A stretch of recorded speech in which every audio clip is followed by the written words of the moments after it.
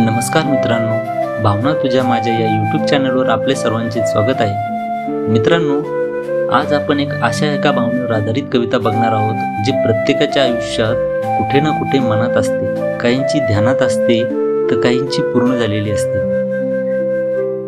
कधी कधी काही प्रेमकथा पूर्ण होत नाहीत, पण त्या अपूर्ण कथाच आयुष्यभर जिवंत राहतात। ही अशीच एक गोष्ट आहे पहिल्या प्रेमाची, निरागस, खऱ्या आणि हृदयात कोरलेल्या। चला तर मग वेळ न घालवता आपण आपल्या कवितेला सुरुवात करू। कवितेचं नाव आहे वेळ थांबवता आला असता तर। त्या दिवशी पहिल्यांदा पाहिलं तुला, काय झालं ते शब्दात मावलं नाही। क्षणभर जग थांबलं आणि हृदय फक्त तुझ्या नावानं धडधडलं। हळूहळू नजरा बोलायला लागल्या, शब्दांची गरजच उरली नाही। तुझं हसणं माझ्या आयुष्याचं कारण झालं आणि मी नकळत तुझा झालो कुठेतरी। त्या दिवसात आपण एकमेकांना जाणून घेतलं, प्रत्येक भेटीत नवीन ओढ सापडली। मनातलं सांगायचं धैर्य केलं शेवटी आणि तूही हसून ती कबुली स्वीकारली।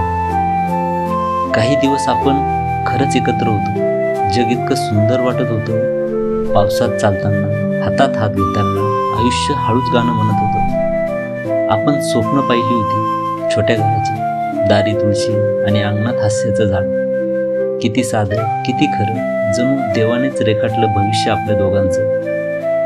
पण काळ थांबत नाही, त्याने आपल्याला वेगळं केलं। कारणं होती पण समजली नाही। फक्त इतकं कळालं, काही गोष्टी शेवट होण्यासाठीच जन्मतात। तू तुझ्या जगात गेलीस, मी माझ्या सावल्यात हरवलो, पण आठवणी मात्र तशाच राहिल्या। तुझा आवाज, तुझं हसणं, सगळं जिवंत आहे अजूनही।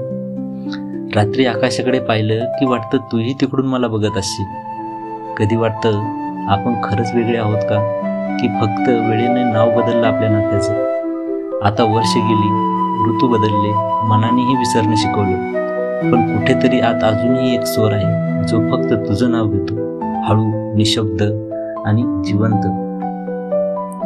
आशा करतो मित्रांनो तुम्हाला ही कविता आवडली असेल।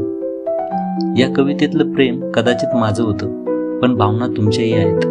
कारण प्रत्येक मनात असतं असंच एक पहिलं प्रेम, जे कधी संपत नाही, फक्त काळाच्या पलीकडे जाऊन शांत होतं आणि त्या शांततेत त्याचं सौंदर्य असतं। या कवितेच्या प्रत्येक ओळीत तुम्ही स्वतःला शोधलात, कुठेतरी ती तुमच्या पहिल्या प्रेमाची आठवण झाली असेल। तर एवढंच म्हणेन, काही गोष्टी संपत नाहीत, त्या फक्त आठवणीत जगत राहतात। आशा करतो की तुम्हाला ही कविता आवडली असेल।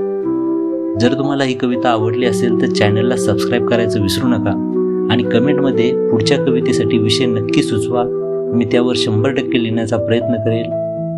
धन्यवाद। आपला मित्र पवन पाटील।